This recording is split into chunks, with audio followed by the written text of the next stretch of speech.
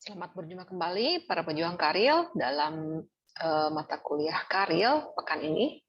Pekan ini merupakan pekan keempat tuton kita dan sebagaimana apa yang sudah disampaikan di awal bahwa mulai pekan 4 ke depan kita akan mulai fokus untuk proses bimbingannya ya. Jadi untuk materi-materi utama itu sudah disampaikan di pekan pertama sampai pekan ketiga. Nah, evaluasi sementara sampai saat ini dari draft karir yang sudah masuk ke meja saya, ada beberapa hal yang perlu saya sampaikan. Pertama adalah teman-teman mahasiswa rupanya sebagian besar itu belum membaca secara maksimal materi yang diberikan. Hal ini bisa terlihat dari pertanyaan di diskusi atau yang masuk ke email atau WA ya. Itu menanyakan bagaimana formatnya Bu, terus apakah ada contohnya Bu, padahal itu sudah di-share di materi tutoran kita gitu ya. Jadi mohon sekali untuk karya ini dibaca dulu materinya dari awal. Semua materi yang disampaikan itu dibaca, difahami ya. Setelah itu baru dibuat draft karyanya langsung sesuai dengan format contoh yang diberikan.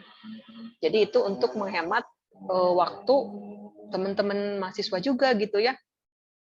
Jadi nggak bolak-balik. Nanti draft yang masuk ke Ibu akan cek semua sisinya dari mulai konten, similarity-nya berapa persen, citasi ya dan sebagainya. Kemudian Ibu akan review satu-satu. Nanti teman-teman talk sama Ibu gitu ya. Teman-teman mahasiswa kirim ke Ibu review, reviewnya dikirim balik ke teman-teman via email biasanya. Kalau di TT sudah habis waktunya ya. Jadi pertama bisa melalui TT, tugas tutorial 1, tugas tutorial 2.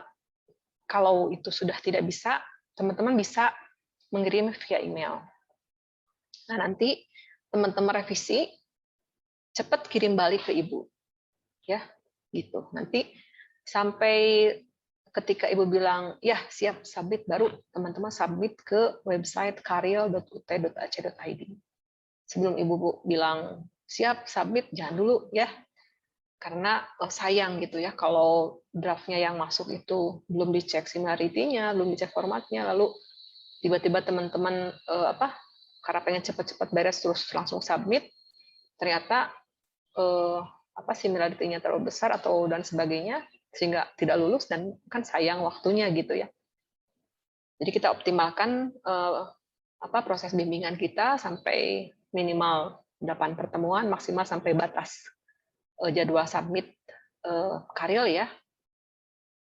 Ibu mohon tadi ya dibaca kembali materinya, kemudian dari hasil draft yang sudah masuk beberapa, pertama mungkin yang paling utama adalah hindari copy paste. Ada 1-2 artikel, draft artikel yang persentasenya sudah di atas 90%, luar biasa gitu ya. Itu mungkin teman-teman nggak sadari ya, ada judulnya nih menarik, terus tiba-tiba ya sudah copy gitu ya, paste di draft karya kita. Itu adalah sesuatu yang tidak disarankan ya. Jadi lebih baik menulis sendiri dari apa yang sudah ada dalam pikiran kita, dalam hati kita, draft, tulis, kemudian kalau sudah mentok, cari literatur. Nah, nanti ketika draftnya sudah selesai, nanti teman-teman bisa membuat parafrasi. Nanti saya bantu. Ya, citasi ini sepertinya satu hal yang sederhana dan mudah begitu ya kelihatannya.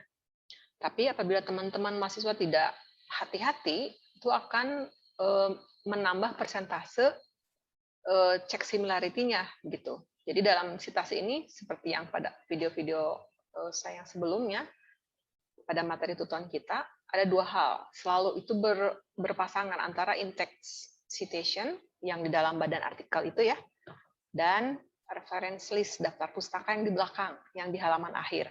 Itu selalu harus berpasangan.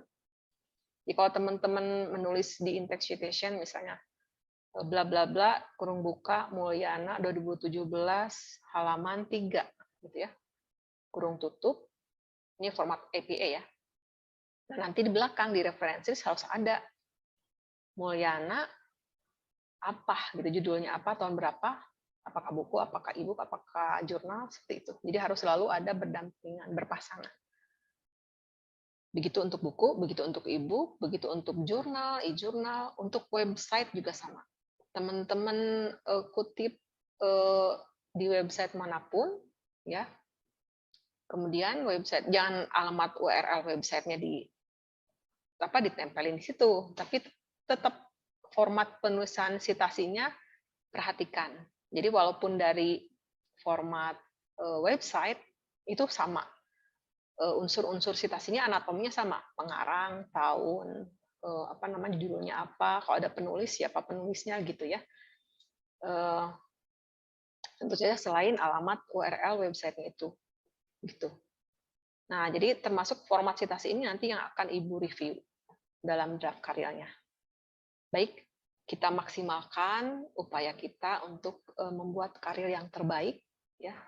Karena mahasiswa UT ini kan tidak membuat skripsi ya, jadi skripsinya itu di rumah gitu ya, di draft di komputer sendiri. Sedangkan yang disubmit ke UT, ke karya.ut.ac.id adalah draft publikasinya, draft karyanya yang sudah jadinya, ringkasannya begitu.